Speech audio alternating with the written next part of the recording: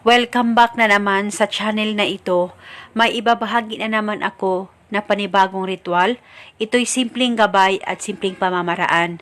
At kung bago lamang sa channel na ito, ay huwag niyo pong kalimutang mag-subscribe at pindutin ang notification bell para palagi kayong updated sa mga bago kong videos. Ikaw ba ay binaliwala na ng taong mahal mo? Pero hindi naman kayo hiwalayng dalawa at wala na talaga siyang pakialam sa'yo. Gusto mo ba na siya ay mababalisa at hindi mapapakali sa kakaisip sa'yo?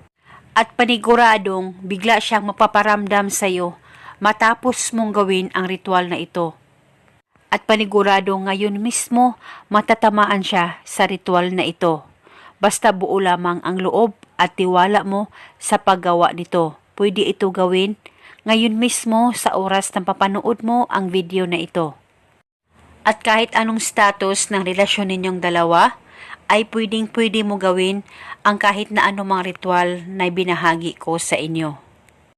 At kung gusto mo na mas lalong mapapamahal ang partner mo sa'yo, at kahit okay naman kayong dalawa, at kung gusto mo ay mas mainam na gawin mo ang mga tinuturo ko na ritual sa inyo. Nang sa ganun, maganda po ang takbo ng relasyon ninyong dalawa ng partner mo, malayo o malapit man kayo sa isa't isa. Basta ang importante ay naniniwala kayo sa mga ganitong pamamaraan.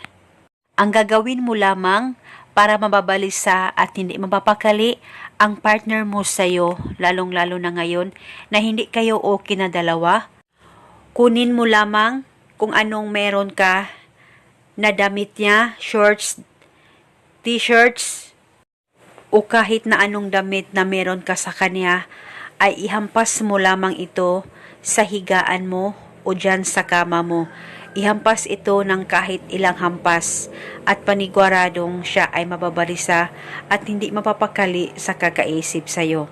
At kung sakaling wala kayong gamit o damit sa kanya, ay isulat mo lamang ng 7 beses ang pangalan at apelyido niya sa papel at uunanan mo lamang ito o pwede ito ilagay sa higaan mo. At paniguradong siya ay mababalisa at hindi mapapakali sa kakaisip sa'yo. At gawin itong ritual 1 beses sa isang araw. Pwede ito gawin bago ka matulog o di kaya pagkagising mo sa umaga. At gawin ito hanggang kailan mo gusto.